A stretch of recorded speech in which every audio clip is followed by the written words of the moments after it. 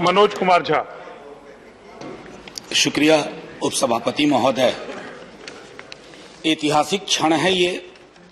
इस सत्र में संभवतः दूसरी बार पूरा सदन एक मत से इकट्ठा है, लेकिन इस ऐतिहासिक क्षण की विडंबना देखिए कि इतिहास मिटा करके इतिहास रचते हैं टेंट शामियाना लगा करके।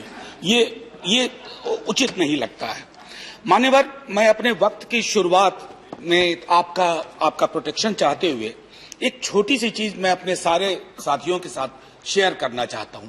ये हमारे सीनियर हैं स्वर्गीय डॉक्टर तुलसीराम, जिनकी 2 आत्मकथाएं मुर्दहिया और मणिकर्णिका मैं समझता हूं कि सदन में ही नहीं बल्कि नीति निर्माता सबको पढ़नी चाहिए, क्योंकि बहुजन चिंता के लिए बहुजन चिंतन आवश्यक है। सर, उसमें होता है कि वो बच्चे हैं, बहुत तेज विद्यार्थी थे। स्कूल के हेडमास्टर साहब कहते हैं कि लड़का बहुत अच्छा है लेकिन हरिजन दलित है। बोले अच्छा, और कितने बच्चे पढ़ते हैं हरिजन दलित? वो खुद डिप्टी साहब उसी पृष्ठभूमि से आते हैं। उस बच्चे तुलसीराम को कहा गया था कि अपने घर से एक लोटा तथा एक थाली लाए और ये बात किसी को नहीं बताएं, क्योंकि दलित हैं और डिप्टी साहब भी दलित हैं। संवैधानिक आदेशों और जातीय संभाव के दिखाए हुए की आड़ में जाति व्यवस्था बदस्तूर जारी थी, जिससे जूझता हुआ तुलसीराम जी का व्यक्तित्व विकसित हुआ। सर, करोड़ों की संख्या में तुलसीराम आज भी है और करोड़ों की संख्या में वो संस्थाएं आज भी हैं जो, सर, मैं चूंकि यहां एक मेंबर पार्लियामेंट की हैसियत से बोल रहा हूं, मैं जानता हूं मेरी बात कई लोगों की बात होगी। सर, जो संस्थाएं इस तरह के निर्णय देती हैं, जिन निर्णयों में विसंगतियां होती हैं, उनके अपने पूर्वाग्रह होते हैं। सर, वो खुद अपने पूर्वाग्रहों को निर्णय का चश्मा पहना करके हमारे समक्ष रखते हैं। सर, मैं जैसे कहा कि इस बिल के पक्ष में हूं, और सबसे बड़ी बात है कि हम जब इस बिल की चर्चा करें तो संभवतः मैं माननीय मंत्री महोदय जी आपकी तवज्जो चाहूंगा और आपसे आग्रह करूंगा कि क्लॉज 1 सब क्लॉज 2 इसको फौरी तौर पे अमेंड करिए, ताकि, और इसमें अगर आप कहते हैं कि shall be in operation from 15 अगस्त 2018, मैं समझता हूं बीच की सारी विसंगतियां, एनॉमलीज वो खत्म हो जाएंगी और स्टेटमेंट ऑफ ऑब्जेक्टिव्स का जो चौथा पैरा है उसकी कोई जरूरत आपको नहीं होगी। माननीय उपसभापति महोदय, मैं आपके माध्यम से एक बात कहूं कि 2011 में हमारे राष्ट्रीय अध्यक्ष लालू जी, मुलायम सिंह जी, शरद यादव जी और कई साथी कर्नाटका के, तमिलनाडु के जातीय जनगणना की बात हुई, इनकॉर्पोरेट किया गया। सर, इसी सदन में मैंने कई दफा सवाल पूछे कि उन आंकड़ों का क्या हुआ, तो कहा गया कि आंकड़ा करप्ट हो गया। सर, करप्शन ढूंढना पड़ेगा आंकड़े में है या मानस में है, क्योंकि मानस का करप्शन आंकड़ों के करप्शन में तब्दील हो जाता है। अब कहीं बात नहीं बनेगी। आपको जातीय जनगणना सुनिश्चित करने में क्यों कह रहा हूं, कल लोकसभा में जो लीड स्पीकर थी भाजपा की, उन्होंने आंकड़े मांग लिए। वो फ्राइडियन स्लिप मैं नहीं मानता हूं, वो फ्राइडियन स्लिप नहीं था, वो अंदर की आवाज थी जो हर बहुजन चिंता का व्यक्ति जमीन से महसूस कर रहा है। अतः उस चिंता को दरकिनार मत करिए। आंकड़े चाहिए। आंकड़े क्यों चाहिए ये मैं आखिरी में कहूंगा।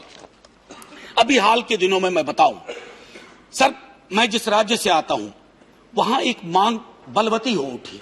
वो मांग है कि साहब पता चलना चाहिए कि मिट्टी कौन ढो रहा है, गिट्टी कौन ढो रहा है, ठेला कौन चला रहा है, शहरों में आकर के छोटे छोटे काम कौन कर रहा है।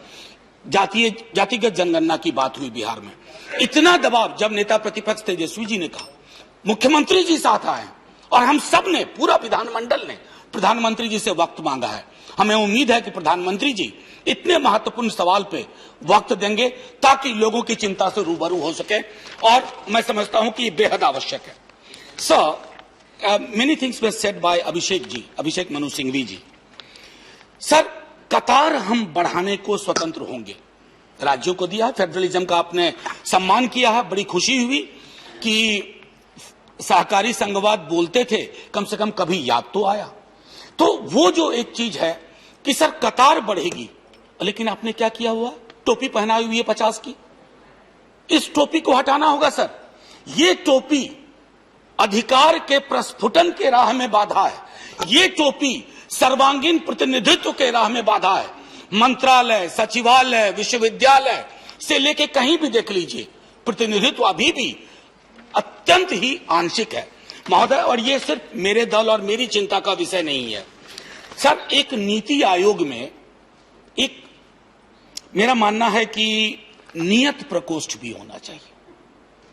नीति आयोग में नियत प्रकोष्ठ की बेहद आवश्यकता है, क्योंकि भारतीय लोकतंत्र की कल्पना न्याय और खास तौर पर सामाजिक न्याय के बगैर नहीं हो सकती है। और यह सांकेतिकता नहीं हो सकती है कि इतना मंत्रिमंडल का विस्तार हुआ, फलाना फलाना फलाना फलाना। It has to be translated into reality. So जमीन पे इसको उतरना होगा, जिसमें मैं बहुत कमी देख रहा हूं सर। 2011 में जब जातिगत जनगणना की बात हुई तो कहा गया कि जिस एक संगठन से बहुत प्रेरणा मिलती है, हमारे सबसे बड़े दुनिया के दल को, उन्होंने कहा we are ready for categories but we are not ready for caste enumeration. Sir, इस माइंडसेट को बदलना होगा। जो मैंने शुरू में कहा कि जाति अगर नहीं जा रही है हमारे मुल्क से, तो इसलिए कि हमारी रगों में, नसों में जातिगत सोच है सर, और वो सोच बदलनी होगी। वो सोच अगर हम नहीं सर बस 30 सेकेंड और दे दीजिए, क्योंकि मैंने वादा किया था कि मैं क्यों जातिगत जनगणना की बात कर रहा हूं। और मैं आखिरी में सर, सिद्धलिंगैया हैं कन्नड़ पोएट, उनकी एक हिंदी में अनुदित कविता मैं छोटे में 1 मिनट में पढ़ दूंगा। भूख से बिलबिलाते, गिट्टी मिट्टी ढोने वाले, मार खाकर बैठे हुए ऐसे मेरे लोग, खेतों में बीज बोने वाले, सूरज की आंच में तपने वाले, फसलों की कटनी में पसीने से तरबतर ऐसे मेरे लोग, पेट पर कपड़ा बांधे थक हार कर बैठे, खाली हाथ लौटने वाले ऐसे मेरे लोग। सर, इन लोगों की गणना चाहिए। इनकी गणना होगी तो देश विकसित होगा सर। बस 30 सेकंड सर। 15 अगस्त आ रहा है 4 दिन बाद। सर सुन लीजिए, 30 सेकंड सर, आग्रह है। 15 अगस्त आ रहा है 3 दिन बाद, 4 दिन बाद सर। 15 अगस्त को झंडा फहरेगा, जन गण मन अधिनायक जय है। सर, झंडोत्तोलन सिर्फ 15 अगस्त नहीं है, मूल्यांकन कि ये जन गण मन कौन है, इसकी पड़ताल नहीं होगी तो सब बेमानी है। जय हिंद साहब।